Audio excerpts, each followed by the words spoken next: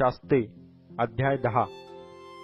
अबीमलेखानंतर इस्रायलाचे संरक्षण करावयाला इस्साखार वंशातील तोला बिन पुआ बिन दोदो हा पुढे आला. तो एफ्राईमाच्या डोंगराळ प्रदेशात शामीर येथे राहत असे. त्याने 23 वर्षे इस्रायलाचा न्यायनिवाडा केला. नंतर तो मृत्यू पावला. त्याला शामीर येथे मूठमाती देण्यात आली. त्याच्यानंतर याईर गिलादी हा पुढे आला. त्याने 22 वर्षे इस्रायलाचा न्यायनिवाडा केला. त्याला 30 मुलगे होते. ते 30 गाढवांवर स्वारी करीत.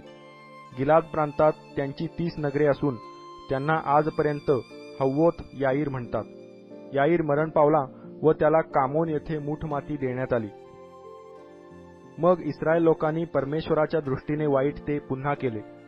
बआलिम व अष्टारोत या देवतांची आणि अराम, सिदोन, मोवाब, अम्मोनी व पलिष्टी ह्या सर्वांच्या देवतांची ते सेवा करू लागले. त्यांनी परमेश्वराचा त्याग केला. त्याची सेवा ते करीनात. म्हणून परमेश्वराचा कोप इस्रायलांवर भडकला आणि त्यांना पलिष्ट्यांच्या व अमोन्यांच्या हाती दिले.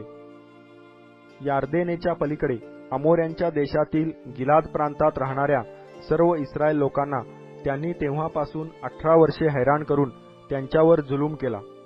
अम्मोनी लोक यार्देन ओलांडून यहुदा, बन्यामीन व एफ्राईमाचे घराणे यांच्यावर स्वाऱ्या करीत. ह्यामुळे इस्रायल लोक फार बेजार झाले होते. मग इस्रायल लोकांनी परमेश्वराचा धावा करून म्हटले, आम्ही आमच्या देवाचा त्याग केला आणि बाल देवतांची सेवा करून आम्ही तुझ्याविरुद्ध पाप केले आहे. तेव्हा परमेश्वर इस्रायल लोकांना म्हणाला, मी तुम्हाला मिस्री, आमोरी, अम्मोनी व पलिष्टी यांच्या तावडीतून सोडवले. तसेच सिदोनी, अमालेकी व मिद्यानी यांनी तुम्हाला हैराण केले. तेव्हा तुम्ही माझा धावा केला आणि मी तुम्हाला त्यांच्या हातून सोडवले नाही का? तरी तुम्ही मला सोडले आणि अन्य देवांची सेवा केली. म्हणून यापुढे मी तुमची मुक्तता करणार नाही. जा, तुम्ही मानलेल्या देवतांचा धावा करा. तुमच्या विपत्काली त्यांनी तुम्हाला सोडवावे.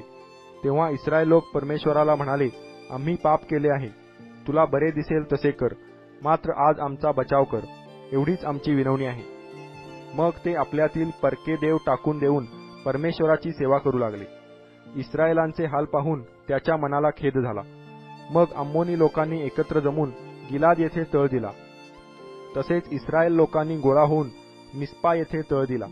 गिलादाचे सरदार एकमेकास विचारू लागले, अम्मोनी लोकांशी सामना सुरू करायला कोणता मर्द तयार आहे?